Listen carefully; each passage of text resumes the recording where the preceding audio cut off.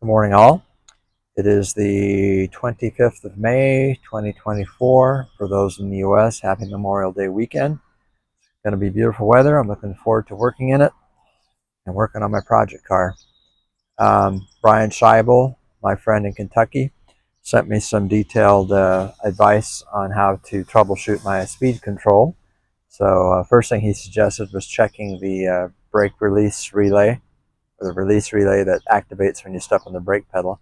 I had a friend over this morning and I had him sit in the car, and we turned the ignition on, turned the cruise control unit on. He stepped on the brake pedal while I listened under the hood, and I could definitely hear the relay clicking. So I'm pretty sure that relay is fine. I need to double check the ground on it too, but I think it's probably okay as well. So then he suggested after that I look at the dash switch itself. Maybe there's dirty contacts in there or something, and I'm also going to check the cruise control stock button itself.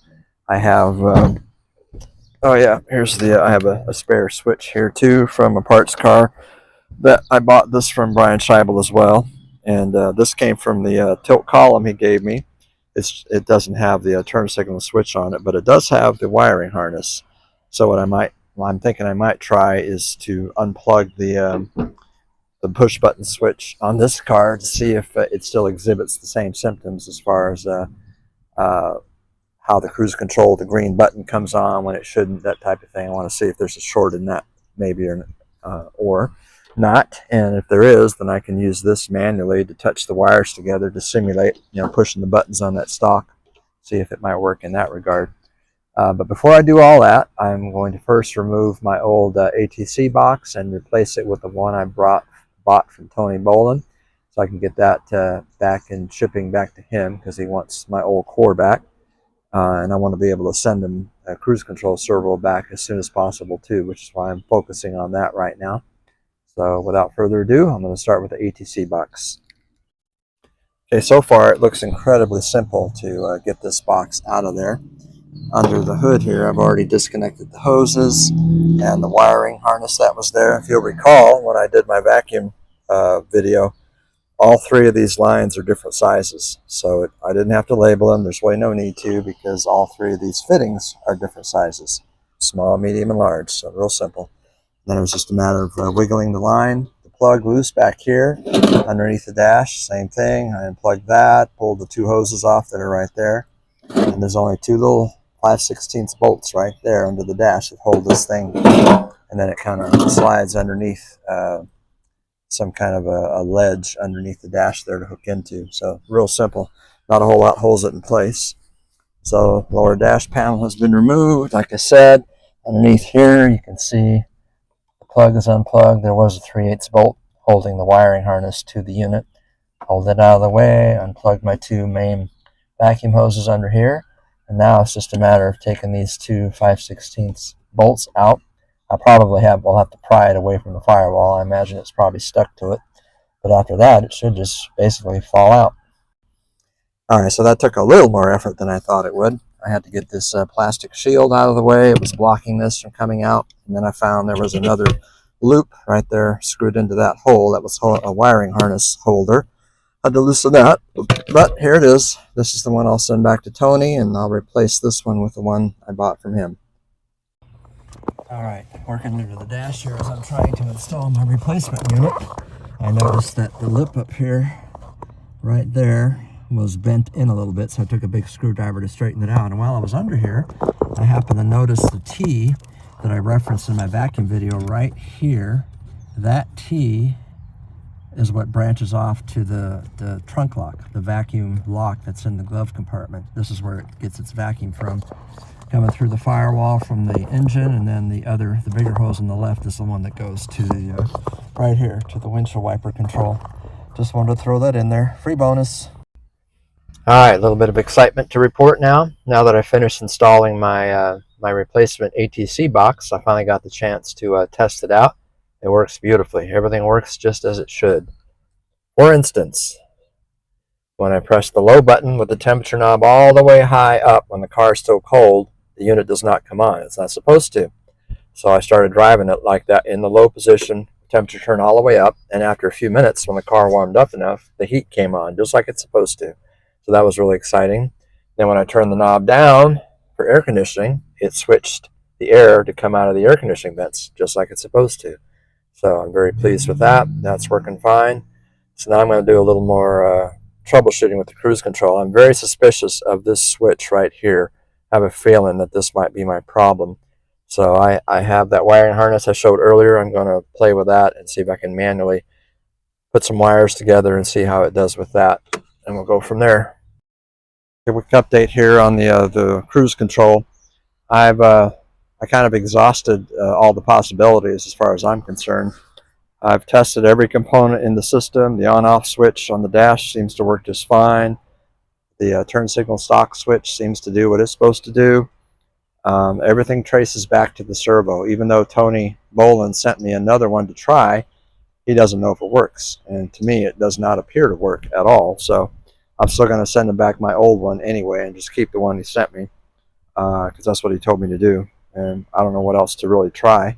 I even tried disconnecting the turn signal stock and just shorting the wires out directly myself with a jumper. And that didn't make any difference either. So again, just tracing the schematics and the wiring diagrams, everything points back to the servo as the source of the issue. So I've moved on now. I'm attempting to align this door better now. So I was taking all the bolts off, and when I was taking the little covers off here, I discovered that I have a reservoir of water hidden in here that shouldn't be there. Apparently there was supposed to be a drain down here, I think, at this spot that got plugged up. So for years, water's been sitting in there, rusting my the last two bolts I was going to break loose. I'm worried now when I apply pressure to loosen them that they're both going to snap or break or whatever, which would be unfortunate. Not the end of the world, but that would be unfortunate. But I'm anticipating that's exactly what's going to happen, just because they've obviously been submerged in water for a very long time, and that's not good for bolts, for metal, for nuts, and all that. I looked on the other side of the car just to compare. On the driver's side, I took the bottom little plate cover off, and it's perfectly dry on this side. There's no indication of any problems. Everything's dry. You can see the bolts are in nice shape. I don't know. I don't see where water might have been getting out on this side, but it's certainly dry. I'm just going to, for now, just drill a hole on the bottom on the other side just to get that water out of there and provide a drain hole for now, and then move on. All right, update on my door adjusting. I was very fortunate in that neither one of the bolts gave out. The nuts held, even though they're covered with rust and whatnot, so that worked out well. You can see the amount of adjustment. I moved it here and down here. Took quite a while to get it just so, and then I had to adjust the frame here and the window here to fit properly since I adjusted the door, and now it shuts firmly. And I think it fits a lot better. That gap is a lot smaller now, and it's bigger on the back end like it's supposed to be. So I'm satisfied. I mean, that'll all be redone someday when the car is repainted. Actually, it looks like I need to adjust the upper stop on the back end just a little bit, but pretty close. I'm getting ready to take it for a test drive now to make sure I've got rid of that whistling noise coming between the vent window frame and the body of the car. All right, I was trying to put my passenger front door back together. I was about to pick up and put on the original door panel here, but it kept falling apart on me. I mean, it's completely unusable now. It's in such poor condition. So I decided just to give up on it, and I'm starting to pull out all the little staples that are in here little by little just to see what it would take to take this thing completely apart and put it on the other door panel that I bought. I don't know that I'm going to get done with this today, so I may end up using the black door panel, at least temporarily, just to get the door back together. But just wanted to show that I started on that. I also received another AM/FM radio. This is from Lincoln Mercury Old Parts Store. It was one of their sales that they had, so I got a good price on it. I have no idea if it works. It'd be nice if it did. So I'm going to plug it in here a little bit later on and see what happens with it. So there's actually quite a bit of work involved here in getting one of these door panels apart.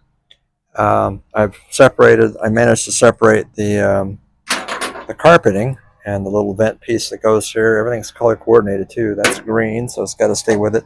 The carpet looks good. That came off just fine. Obviously, it was also glued in the back to the cardboard, which disintegrated, and I threw most of it away.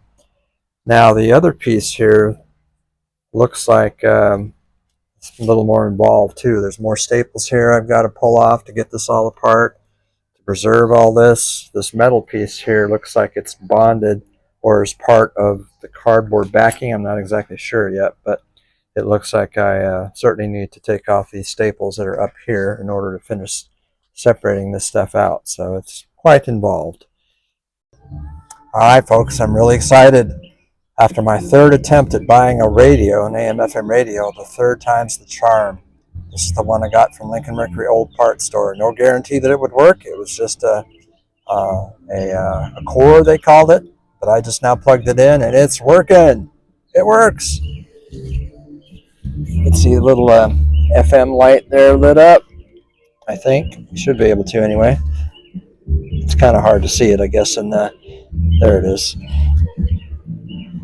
So now I just need to clean up the dial a little bit, get all the inserts that belong on these buttons, clean it up, and install it. Let me see here. I don't know if you can hear it or not, though.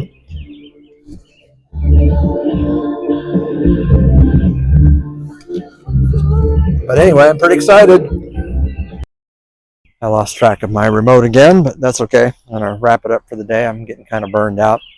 Had a mixed bag, but a couple of big positives out of it. The last one you just saw was I now have a working AM/FM radio. I am just shocked. Took 3 tries, but I finally got one that works. So I'll just clean this one up and install it, hopefully tomorrow or the next day. The other big plus I got was my automatic temperature control box. I now have a good working one, thanks to Tony Bolin down in Florida, so I'm real thrilled about that. Still don't have a working cruise control, though. I really think it's that servo. Since the one that Tony sent me, he didn't know if it worked or not. I don't think it does, because I've eliminated pretty much everything else in the system. Oh, and there was one other positive. I did get that door that's open there adjusted to my satisfaction, so I'm pretty happy about that.